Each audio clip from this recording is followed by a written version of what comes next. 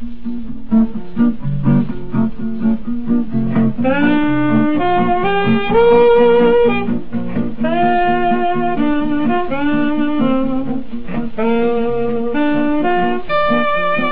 exposition est un événement, parce qu'elle donne à voir tout le parcours de Basquiat en une dizaine d'années. C'est un parcours de météore. Il a fait près de 1000 tableaux et des centaines de dessins en si peu de temps. Et tout y est ici. Il y a les tableaux sur châssis, il y a les tableaux où il se montre lui-même, il y a les tableaux musicaux, etc. Alors on va choisir 2 œuvres dans cet ensemble. Et à partir de ces 2 œuvres, on va essayer de dire le plus qu'on pourrait dire de ce génie.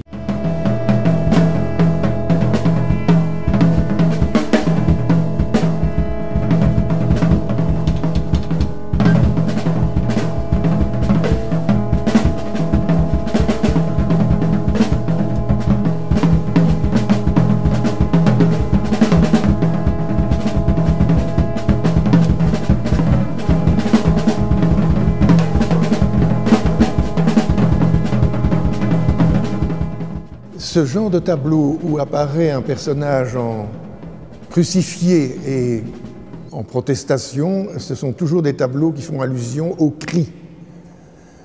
La peinture de Basquiat est une de ces rares peintures qui a essayé de peindre le cri, de rendre visuel ce qui est sonore. Il n'y a pas beaucoup de peintres qui ont essayé ça. Enfin, moi, je pense à Goya, à Francis Bacon et à Picasso, qui sont dans la filière de cette peinture-ci. Mais c'est très rare, parce qu'en général, la peinture est muette. C'est la musique qui crie éventuellement. Quand je dis qu'il se représente comme un Christ des enfers ou un ange noir, c'est particulièrement fort dans ce tableau-là, parce que vous avez remarqué que l'auréole, normalement un saint, au-dessus de sa tête, il a une auréole dans la peinture. Eh bien, l'auréole est tombée de la tête du héros sur la tête du chien. C'est vous dire à quel point il joue avec lui-même, avec un certain humour sur le fait qu'il se sacralise comme le sauveur. Eh bien oui, c'est le chien qui est le sauveur. Et lui, il fait ce qu'il peut, il éclate sa tête, vole en morceaux, etc.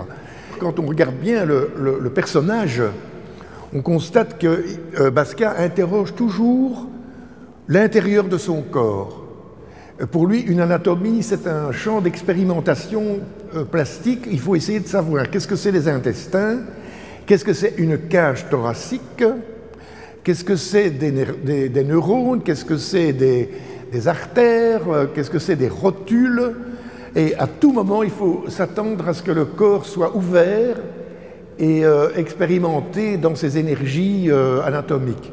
Car il ne s'agit pas de faire une dissection comme on en faisait au XVIe siècle, bien entendu. Il s'agit de montrer que le corps est un réseau d'énergie. Sa maman lui avait offert un livre d'anatomie qui l'avait fasciné.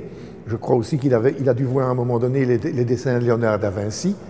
Mais il y a un autre événement qui est tout à fait marquant, c'est que quand il a commencé à fuguer, il devait avoir 14 ans, il a fait plusieurs fugues, et très longues,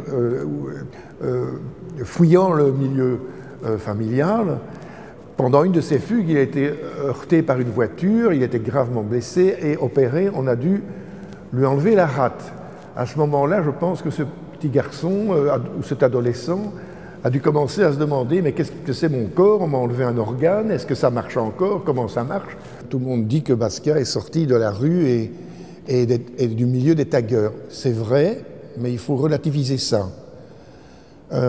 Il a créé pendant 1 an ou 2 un groupe si j'ose dire, avec un copain, c'est un groupe minimum, un duo qui faisait du tag et qui s'intitulait Samo, S-A-M-O. Et ce groupe laissait des messages qui étaient tout le temps scandés par le verbe to save, sauver. Donc on voit bien le côté christique, hein, l'enfant sauveur qui va en appeler à une nouvelle société et qui va corriger la société. Et donc, on voit bien que ce milieu de la rue, cette protestation des taggeurs, elle est en lui. Mais, et voilà pourquoi il faut nuancer, il a lui-même déclaré « Je n'ai jamais fait de tag, j'ai fait de la peinture dès le début ».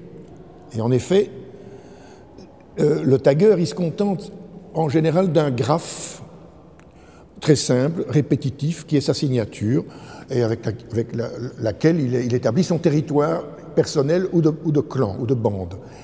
Mais Basquiat sort de là avec non pas une signature, mais une peinture, c'est-à-dire un élargissement de la signature, une façon d'opérer des énoncés collectifs et pas des énoncés subjectifs. Et quand on voit ce tableau-là, évidemment que ce n'est pas un tag, c'est composé, il y a des rapports de forme et de fond, il y a des réponses de figure à figure. C'est absolument pas du tag. Je crois qu'il faut le dire parce que ça ne se dit pas assez. Et il y a beaucoup de gens qui mettent tout dans le même sac en disant « Ah, c'est du tag qui est entré au musée ». Mais non, c'est une peinture qui est sortie du tag pour aller au musée. Nous sommes dans la salle de l'exposition Basquiat où sont réunies les grandes figures par lesquelles il a construit sa généalogie, sa famille. Parce que sa propre famille, il n'y tient pas trop. Ce n'est pas un artiste qui va creuser dans les rapports papa-maman. C'est un artiste qui va se reconstruire une généalogie, une grande famille. Et dans cette salle, il y a les boxeurs célèbres, les grands boxeurs noirs de l'histoire de la boxe qui sont là, et aussi quelques tableaux qui évoquent son amour du jazz, et particulièrement son adoration pour Charlie Parker. Le tableau devant lequel nous sommes s'intitule d'ailleurs Charles the First.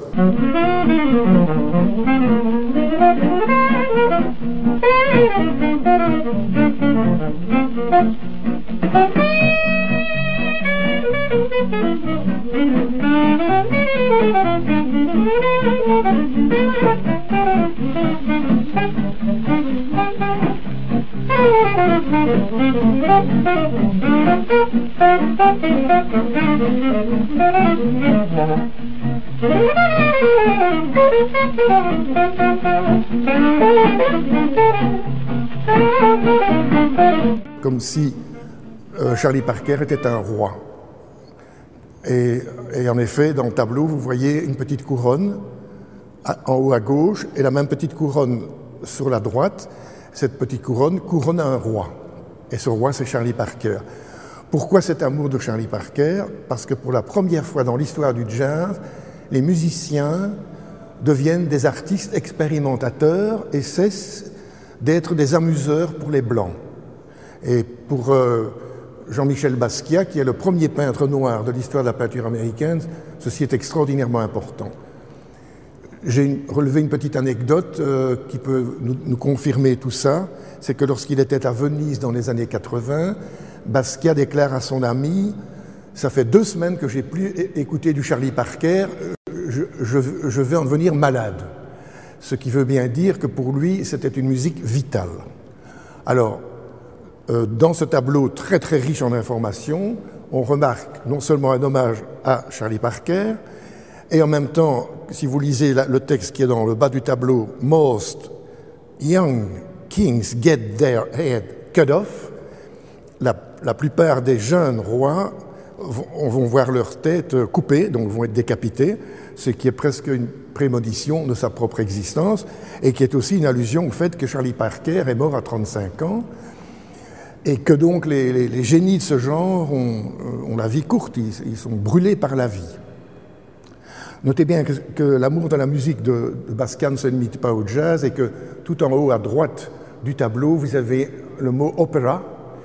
Et en effet, il avait une grande admiration pour la Calas. Il a même dit tous les tableaux de moi que vous verrez dans lesquels il y a des A, c'est la Calas. Ce qui est absolument ahurissant, c'est que dans ces tableaux où il y a des A, il y a souvent des bagnoles ou des avions, c'est-à-dire des machines qui font du bruit. Mais ça fait partie des paradoxes de la grande peinture.